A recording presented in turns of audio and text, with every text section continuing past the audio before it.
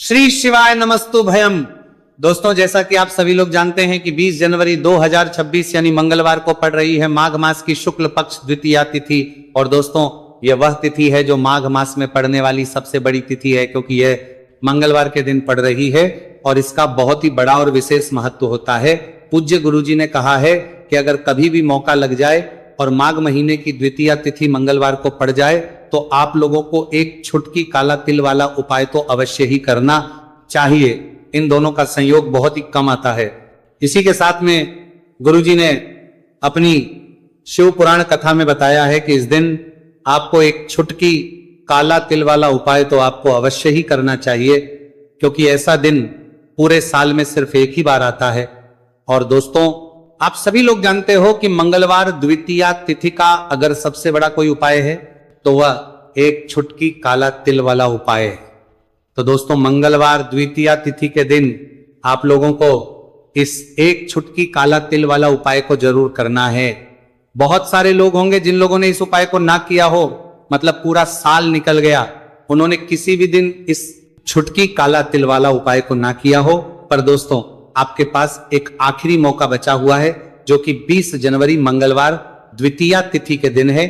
इस दिन आप लोगों को इस वाले उपाय को जरूर कर लेना है। भले ही आपने पूरे महीने भर इस उपाय को ना किया हो, पर अगर आपने इस महीने के मंगलवार द्वितीया तिथि के दिन अगर इस वाले उपाय को कर लिया तो आपको इस उपाय को करने का वो फल मिलेगा जिसकी आपने कभी कल्पना भी नहीं करी होगी। इसीलिए आप लोग इस वाले उपाय को एक बार जरूर कर लेना है, ताकि आप लोगों के हाथ से ये मौका ना जा सके और आपको इस उपाय को करने का फल मिल सके। दोस्तों, ये उपाय पंडित जी ने अपनी अभी की ही श्री शिव महापुराण की कथा में बताया है। उपाय को आज हम आपको बहुत अच्छे से समझाने वाले हैं। इस वीडियो को देखने के बाद इस उपाय को समझने के लिए आपको कोई और वीडियो को देखने की जरूरत नहीं पड़ेगी। तो चलिए दोस्तों, उपाय को शुरू करते हैं। देखिए, यह इस माघ महीने के मंगलवार द्वितीया तिथि के दिन यह इतना खास होता है, इतना महत्वपूर्ण होता है। देखा गया है कभी कभी बड़े बड़े पूजा पाठ अनुष्ठान से जो मनोकामना पूर्ण नहीं होते, वो माघ महीने की मंगलवार द्वितीया तिथि के दिन एक छोटे से उपाय करने से ही आपकी मनोकामना पूर्ण हो है। और बहुत सारे लोगों ने इस उपाय को किया भी है और उनको इस उपाय को करने का फल भी जरूर मिला है। अगर आप लोग भी इस उपाय को करना चाहते हैं तो आप इस उपाय को पहले अच्छे से समझ लेना, सुन लेना, उसके बाद करना। आपको इस उपाय का फल जरूर मिलेगा। और इस उपाय को कर लेने से आपके घर में चाहे किसी भी प्रकार की दुहक और समस्या क्यों ना चल रही हो, आपको उसका कारण भी नहीं पता है कि भाई ये समस्या किस कारण से चल रही है। उसका कुछ भी कारण हो सकता है, जैसे पितृदोष हो सकता है या किसी भी तरह का मंगल दोष भी हो सकता है। तो इस दिन आप लोगों को ये वाला उपाय कर लेना है। ये एक ऐसा उपाय है जिस उपाय को अगर किसी विशेष दिन पर किया जाए तो भाई उस विशेष दिन का जो है वो तो हमें मिलता ही मिलता है, पर हमने उस दिन पर इस उपाय को किया है तो हमें उससे भी बड़ा फल मिलता है, और फल बहुत जल्दी मिलता है, क्योंकि आप इस उपाय को बहुत ही बड़े और विशेष दिन पर रहे हो। तो चलिए अब उपाय के बारे में बात करते हैं, लेकिन उससे पहले आप लोगों को यह जानना आवश्यक है कि आखिर यह उपाय किस समय करना है, किसको करना है और कैसे करना है। तो चलिए हम आगे आपको वीडियो में एक एक करके बता देते हैं। लेकिन उससे पहले अगर आप लोग हमारे चैनल पर पहली बार आए हैं या फिर मेरी आवाज आज पहली बार सुन रहे हैं तो हमारे चैनल को सब्सक्राइब जरूर कर लेना और इस वीडियो को लाइक करके कमेंट बॉक्स में श्री शिवाय नमस्तु भयम ओम नमः शिवाय जरूर टाइप कर देना। तो दोस्तों, इस एक छुटकी काला तिल वाला उपाय को हमें इस मंगलवार द्वितीया तिथि के दिन कैसे करना है, किसको करना है, किस समय करना है और कहां पर करना है, ये सारे सवालों के जवाब आपको इस वीडियो में मिल जाएंगे। और जो ये वीडियो देखेगा भाई, उसको एक छुटकी काला तिल वाला उपाय जरूर करना चाहिए, क्योंकि इस दिन काला तिल का भी बहुत ही बड़ा और विशेष महत्व होता है। और बात आ जाए एक छुटकी काला तिल वाला उपाय की, तो यह सोने पे सुहागा वाली बात हो जाती है और ये एक बहुत ही बड़ा उपाय हो जाता है इस मंगलवार द्वितीया तिथि का। तो अब दोस्तों, इस एक छुटकी काला तिल वाला उपाय को आखिर करना किसको है, सबसे पहले हम लोग वो बात जान लेते हैं। तो देखो, घर की जो बड़ी माताएं बहनें होती हैं, उन माताओं बहनों में से कोई भी एक बड़ी माता बहन इस वाले उपाय को कर सकती हैं। और दोस्तों, अगर आप तो अपने घर में से सभी सदस्यों को भी इस उपाय को करवा सकते हैं। अगर किसी व्यक्ति की खुद की कोई मनोकामना है, खुद की कोई दुख और परेशानी है जो कि वो अपने लिए ही करना चाहता है इस वाले उपाय को, तो वो खुद अपने लिए भी कर सकता है।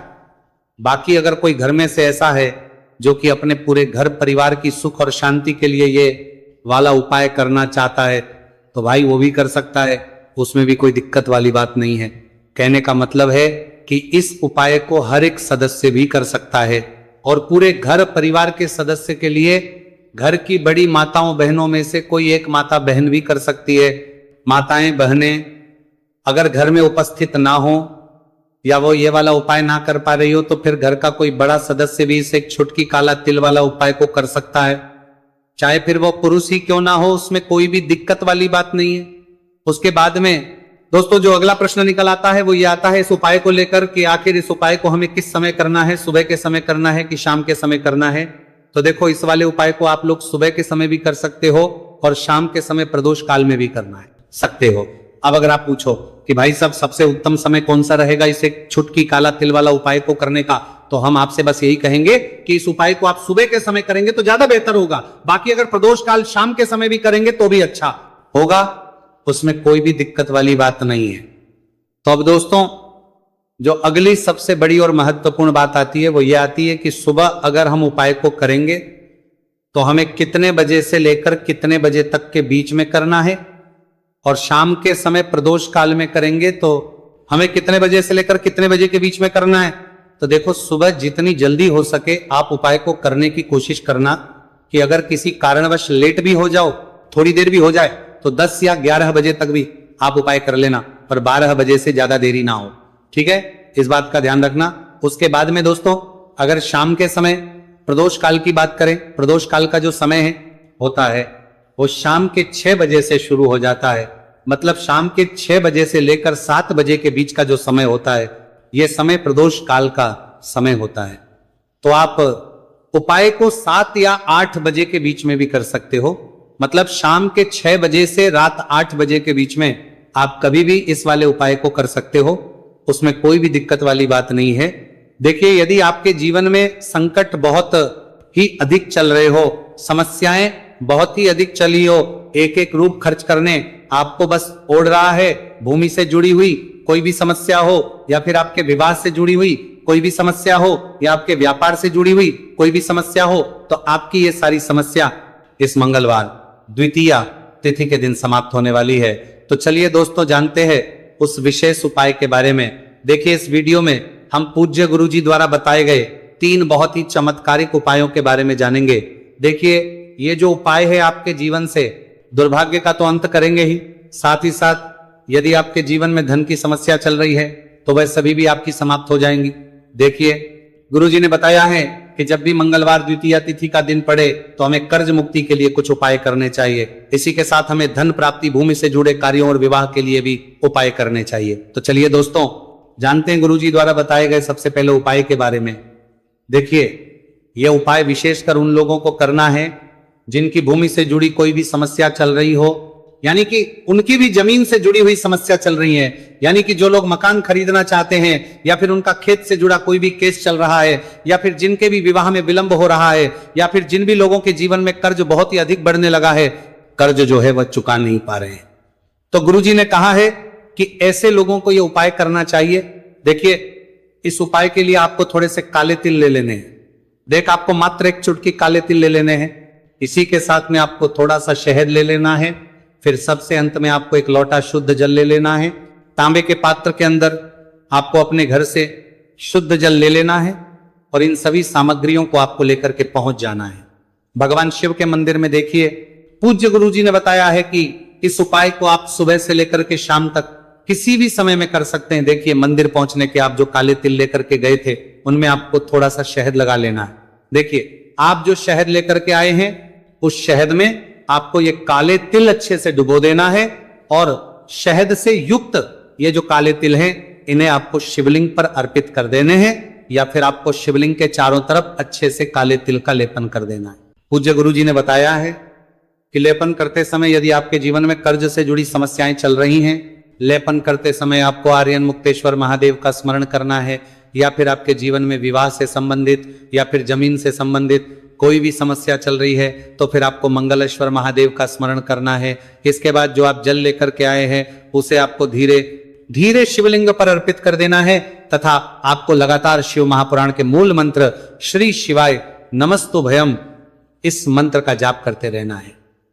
पूज्य गुरुजी ने बताया है कि सिर्फ एक मंगलवार द्वितीया तिथि यह उपाय करके देखना और आप स्वयं देखेंगे कि 2 से 3 महीने के अंदर आपके जीवन से जुड़ी हुई जो भी समस्याएं हैं, बस सभी समस्या बहुत ही जल्द महादेव की कृपा से दूर होने लगेगी। तो दोस्तों, इस प्रकार से आपको यह पहला उपाय ना है। अब हम जानते हैं दूसरे विशेष उपाय के बारे में। देखिए, इस उपाय के लिए आपको एक प्यारी सी बेलपत्र ले लेनी है। इसी के साथ में एक लोटा शुद्ध जल लेना है तांबे के पात्र के अंदर, और इसी के साथ में आपको थोड़ा सा शहद ले लेना है। देखिए, मंगलवार का दिन है और मंगलवार द्वितीया तिथि के दिन यदि हम शहद का उपाय करते हैं तो इससे महादेव हमसे बहुत ही अधिक प्रसन्न होकर के हमारी मनोकामना को परिपूर्ण करते हैं। देखिए दोस्तों, यदि आपको बेलपत्र नहीं मिल पाती है तो आप भगवान शिव के शिवलिंग पर जो बेलपत्र छड़ी हुई होती है उसे शुद्ध जल से धो करके उसका उपयोग कर सकते हैं। तो इन सभी सामग्रियों को आपको भगवान शिव के मंदिर में लेकर के पहुंच जाना है। गुरुजी ने कहा है कि इस उपाय को भी आप सुबह से लेकर के शाम तक किसी भी समय में कर सकते हैं। देखिए, मंदिर पहुंचने के बाद आपके पास जो एक बेलपत्र है और बेलपत्र की जो सबसे बड़ी वाली पत्ती होती है और उसकी जो चिकनी साइड होती है उस पर आपको अच्छे से शहद का लेपन कर देना है। यानी कि बेलपत्र की बड़ी वाली पत्ती पर, पूरी पत्ती पर अच्छे से शहद लगा देना है। अब देखिए, ये जो बेलपत्र है इसे आपको अपने सीधे हाथ की हथेली पर रखना है और आपके जो भी कार्य अटक रहे हैं, देखिए बहुत से लोग ऐसे होते हैं जो अपने नौकरी को प्राप्त करने के लिए सालों से तैयारी करते हैं लेकिन उनको नौकरी नहीं प्राप्त हो पाती है। बहुत से ऐसे लोग होते हैं जो बहुत ही मेहनत करते हैं, धन भक्ति के लिए बहुत अधिक प्रयास करते हैं लेकिन फिर भी उनको धन प्राप्त नहीं हो पाता है। तो गुरुजी ने बताया है कि जब भी आपको अपने कार्यों में सफलता ना मिले तो फिर आपको मंगलवार के दिन इस उपाय को अवश्य करना चाहिए। देखिए, अब आपको जिस भी कार्य में सफलता प्राप्ति करनी है उस कार्य को सफल बनाने के लिए आपको महादेव से प्रार्थना कर लेनी है और फिर ये जो एक बेलपत्र है इसे आपको भगवान शिव के शिवलिंग पर अर्पित कर देनी है। देखिए, बेलपत्र की चिकनी साइड जिस पर आपने शहद लगाए हैं वह शिवलिंग से स्पर्श रहेगी और इसकी जो डंडी है वह आपको जलाधारी की ओर रखनी है। इस प्रकार से आपको यह बेलपत्र अर्पित कर देनी है।